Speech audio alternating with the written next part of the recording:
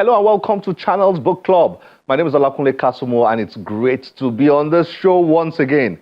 Well, great to be back in the studio, back from Sharjah. What a time we had at Sharjah. One of the most fascinating things at the Sharjah International Book Fair is the international representation. Just seeing people from all over the world, the Arab world, Asia, Africa, Europe, and people from all over the world just going there to check out books and listen to writers and authors and artists.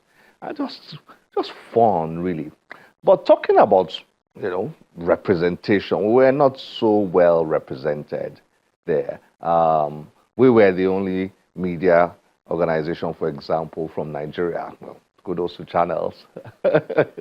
We are constantly there just to report, just to see what is going on there and to report and hopefully to inspire us back home, to inspire our leadership, our government back home in Nigeria. We have a lot to do, really. We really have a lot to do. We need to get serious. You see, developing nations and societies is not about just politics and politics and politics of power, just politics. Our politics in Nigeria are just too focused on power and not much on development. So we need to focus on development, particularly development of the mind. That's where the effort should be. Education, empowerment, knowledge, information. That's it. That's a trick. That's what will help the country grow long term. We need to invest in our children, our young people. At Sharjah, you see all the kids from schools just being driven in their yellow buses to the Sharjah International Book Fair, and you see the ruler of Sharjah investing millions of dirhams for them to buy books.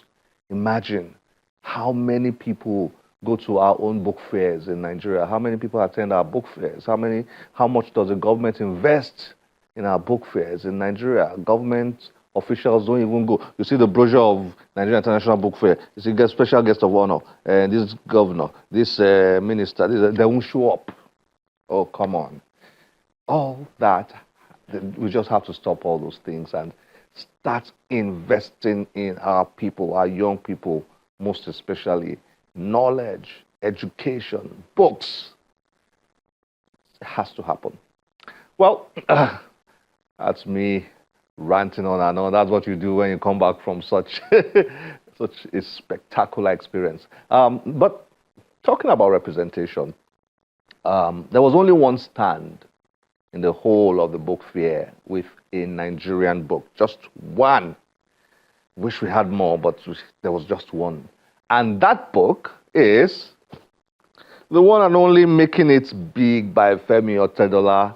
He represented us well at the Sharjah International Book Fair. People were passing by the stand and asking, who is this guy? Who is he? What's the book about? And so on. And it afforded the publishers of Mr. Otedola's book to be able to talk about Femi Otedola and Nigeria and business in Nigeria and entrepreneurship in Nigeria and all that. That's how you sell your story to the world. It's very important. These things are very, very important. Well, it was nice to see Femi Otedola stand, his book there, right there. Fantastic cover, great cover, intriguing. You just can't walk past this without pausing to ask, what's this book about and who is this person?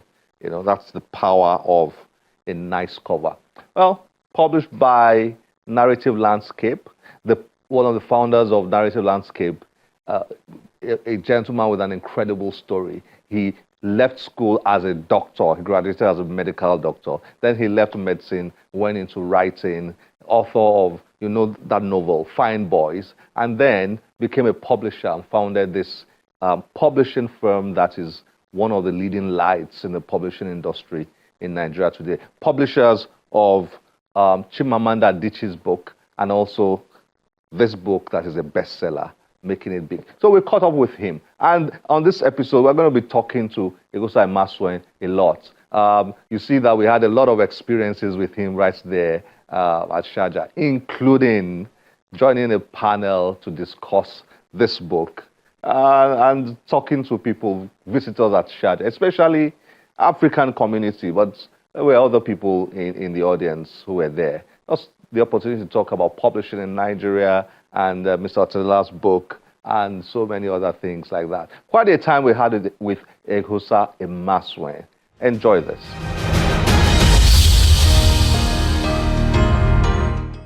Mr. Kasu! How they come outside? How are you doing? Lovely to meet you. How you doing? Surprise? Nice one. Yes, sir. You're doing well with this. I'm coming to meet you. How you doing? Nice to meet you. Yeah? Nigeria, you come out from outside, you must see somebody. Well done. Good to see you. This is so pleasant. Thank you so much, brother. How's everything? We are fine.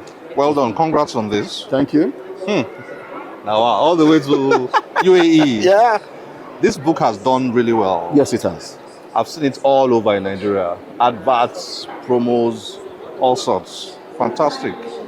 Well done. Congrats. Thank you so much. Thank you. I appreciate that. How is it doing here? Oh, it's been perfect. It's been brilliant. So we always knew we were going to be in the UAE, even though it was 2 months after the Nigerian release. You know, Nigeria was August 18th worldwide, and it was timed in the UAE, but we decided that we were going to come here at a time to rhyme with the author's birthday. So his anniversary was November 4th, and the Sharjah International Book Fair coincidentally launches on November 5th. So yeah, so this was, so it gave us an anchor with which to work. Okay, okay. See, there are a lot of books that are released in Nigeria, and you don't see a lot of promotion, you don't see a lot of... It's as if writers just write and that's the end of it, or publishers just publish the books and that's the end of it. But what's the story behind this? Because it has really done well in terms of social media appearances everywhere. Everybody's talking about making it big. And hashtag Nepo Baby and Trench Baby, or what was it again? Lapo Baby and Nepo Baby. Yeah. So it's been a mixture of both organic and hard work. The Lapo Baby trend was completely organic. A gentleman wrote with concern that what could Femi Otedola tell him about making it big from the ground up. And Nigerian Twitter was split into 2 camps, and for weeks before the book's release, there was this battle. That was what controversy sells. That was beautiful for us. Yes. But in terms of actively doing this, yes, the author supported us, his publishers, profoundly well. We had the help of his family, and a tweet from them is worth thousands of dollars of airtime. So if the author tweets about a book that you've published, you know what it does. If the daughter DJ Copy tweets, if the filmmaker, if Mrs. Ajibade tweets, you know that's the new name. Don't call it. So if Mr. Ajibade tweets, you know how massive it is. So we've had that support throughout. We've had a structured team supporting the work that we are doing. And the author himself has been really very kind to us. Yes, we've been very happy. Okay, fantastic. Fantastic. He's a great man. Thank you, he is. So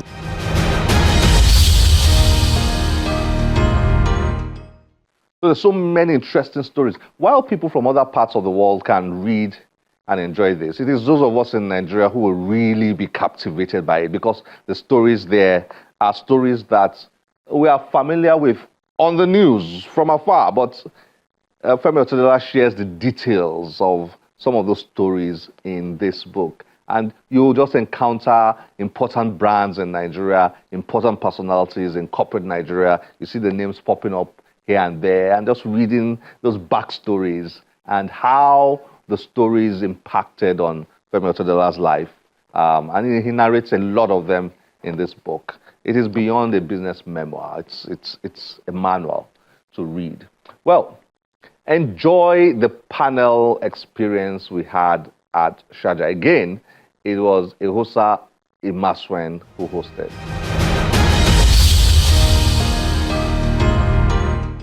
I want to speak to starting small and deliberately growing.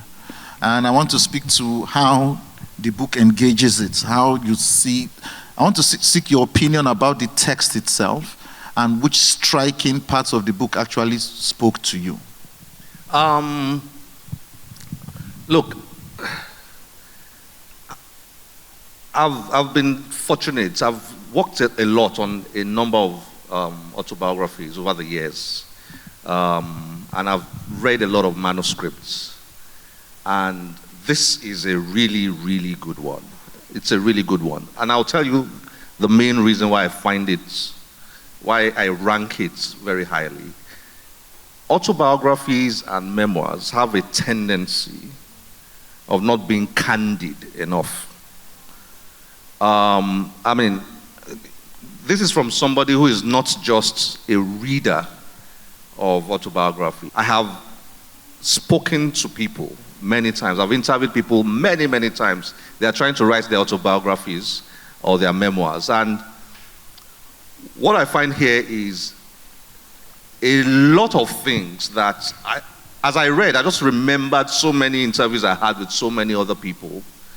And there were a lot of things here that many of them did not want to have in their books. People want to play down on failures. You see a lot of failures here. People want to project what is successful and what sounds good and what looks good. You know, autobiographies and memoirs for a lot of people is about personal branding. What you find here is you find a lot of stories of failure. How he struggled as a student, how he failed as a student, how he failed in business, and details of those failures, and why the failure of a business brand. If you are familiar with Nigeria, one of the greatest brands in Nigerian business in the last 30 years is probably a company called Xenon, which he founded. Now, Xenon failed, and he says that was probably the best experience of his life. You know, and then he goes to explain the failure of that brand.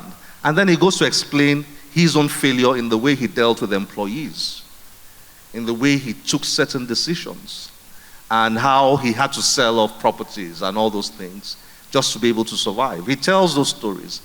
A lot of such stories are not told because the writer of the book wants to look good, doesn't want you to think he or she is that human. If there's a sentence that speaks to everybody, it will be page 282 in your copies. Everybody has a copy? 282. And I believe that the second sentence covers the reason for the book. 282, the last page, author's notes. The second sentence, I wish more successful and wealthy entrepreneurs in Nigeria had penned similar books for my generation. And I think the person that the author is talking about, the generation is talking about, the generation just before theirs, is actually those of my parents, those of Kunle's parents. These were mildly successful, even very successful entrepreneurs, what you would call boomers. And I do not believe they were able to pen anything for those who came before them.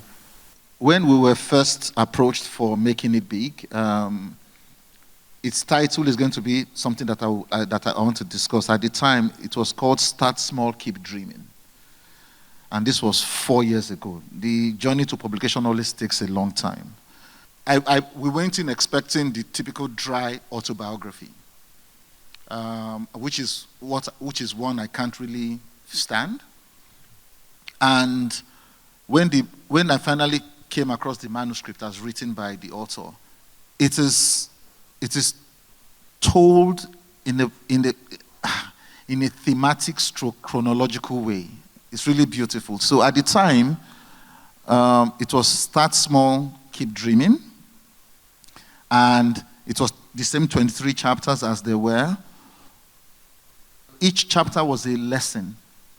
This chapter was a lesson. And now, why I found this really interesting was that even when dancing back and forth in time, there was, you could check the time. You, the reader, as a writer, there's one thing we fear the most, that a reader will get lost in time before you.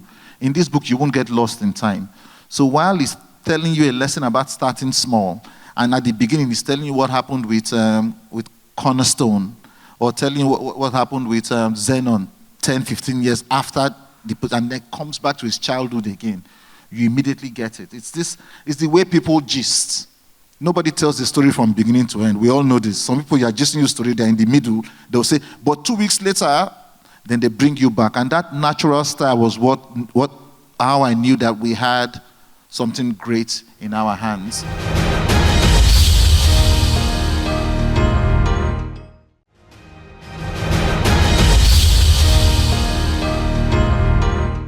Our country is an amazing brand, and I think we undersell it.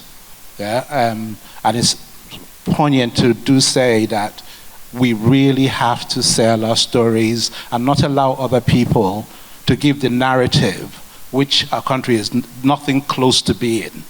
Yeah? Be proud of ourselves and be proud of our brand, and go preach it. Yeah? That's the first thing. But the other thing is this, is that this author has bared his everything in this book. And you're totally right about the candor and everything else. And in writing it, and in taking the risk of exposure to so many different things, yeah, where we have a situation in our country where people have now taken that book, it's on the streets. Yeah, there are so many counterfeit, inferior products, which is not right. Essentially, it's theft. So here comes the question: how do we address this problem? We announced making it big on the 11th of July, 14th of July. We announced pre-orders on the 21st of July. The day we announced making it big and its title, and the author did the cover reveal, within 3 days, 17 different versions of Making It Big were selling on Amazon. They had titles like How to Make It Big Like Otedola of the Femi Dynasty by James Craig. You can make it big too if you read book on making it big, the life and span and recovery and comeback of Nigeria's youngest billionaire, Mr. Femi Otedola, by Louis Ferrigno. Guy Men just went to Kindle, just produced ChatGPT, just put it there, $27. By the time the book came out, there were 82 of them. Now, some of them were really clever, some of them were, and the lawyers, led by Mr. Akpeki, had their hands full. That's why he was so angry, because they kept on sending cease and desist. And Amazon said, you can't, there's nothing we can actually do. We bought copies of the book to check if there was any actionable. No, it was just AI slop. They were accurate. They were just newspaper articles. Just newspaper stuff, just AI, ChatGPT, tell me about Femi Otedola, tell me about his life, 83 pages, $27. People were buying. Somebody even bought a French book. Somebody, they did it in French, and the woman sent it to our author and said, oh, thank you, I got the French translation of your book. Which French translation? So now, it's a bigger question from piracy. That question it was an interesting and scary thing to see. That was when I knew that this book was going to be a resounding success. And within a week of release, we were sold out. The first run was sold out. 3 weeks, second run sold out. By the time we were done, 10 weeks, we had sold 46,000 copies. It doesn't happen in Nigeria, and this book did it. And it wasn't just because Mr. Otedola tweets it out. After the tweet, when people got the book, the feedback was that it was worth a read. I think that is one. Now, for the problem of piracy, it's mostly about letting people know that it is not a victimless crime. So the first print run for this book, we did 50,000 copies in 4 batches, so 200,000 copies already done. And we told the Ajegunle book market, those who know Lagos know the Ajegunle book market, we told the market that we were going to supply them without any deposit. They didn't need to make a deposit, and that they didn't need to take their money to go and print the fake one, that we were ready to supply them books. And that has been a strategy we've been using more recently, is that even with Chimamanda's books, you don't need to come and collect. 4 weeks into book has not done 3 weeks. The next thing we hear that they are printing it in Ikate, Surulere. Not China printing and importing fine one, no. Olden days linograph printing. People must understand that licensing is the way. Different books, different editions will occur for different pocket sizes. We must make the money clean. If the money is out there, we must show the pirates, because the pirates were born out of the decay of the system. The debt crisis of the 1980s meant that people had to reinvent these things. And just like the way it took a while for music, from DJ KFD and Big Boss Gigaman to become the Mobino and Tijo, it's the same way that slowly the pirates will become licensed publishers themselves. That is where the angle comes from, carrot and stick.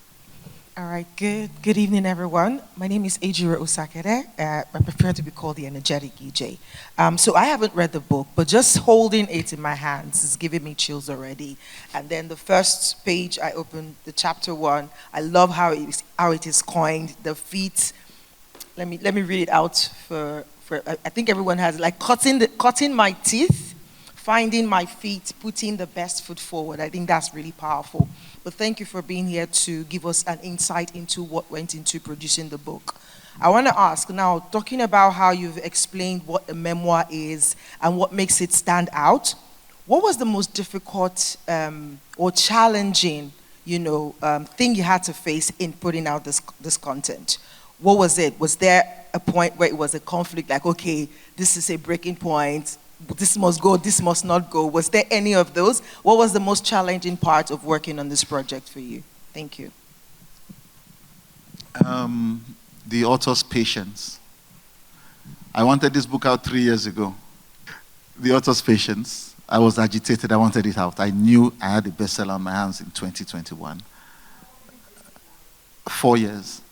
But it was already written a year before it came to me. It was already done. The book was done. By the time it came to me, I was excited. I knew what I had.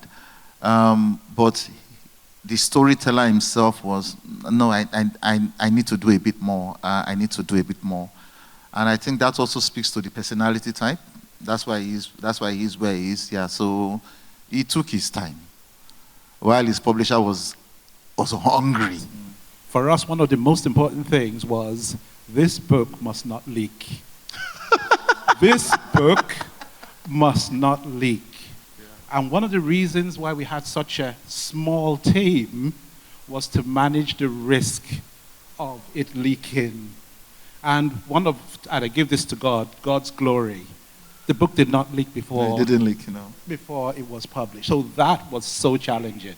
And the second thing for us was it had to become a bestseller. And we did that. And you did that too. Yes. So well done. I happen to work a lot closely with a lot of publishers here. And what do you think is the best way for us to push out the Nigerian narrative more? Because a lot of books come with Western backgrounds. We want to see books where, and this is to both of you, maybe you could say something to it. We want to see books with pictures depicting Nigerian girls, for instance, with braids, Nigerian boys with you know what I mean, We used to read books like in primary schools about Edet or stuff like that. But we want to see them more published and international. Okay. So how do you think we could go about it? It's already happening. And I think that was why Sharjah is important. In that the stories are being told and they are crossing the ocean and people are beginning to hear. Readers are already paying attention to Nigerian stories. The quality is there, not just in the physical book, but in the thoughts behind the stories. There's a certain confidence that Nigerian storytelling is now getting.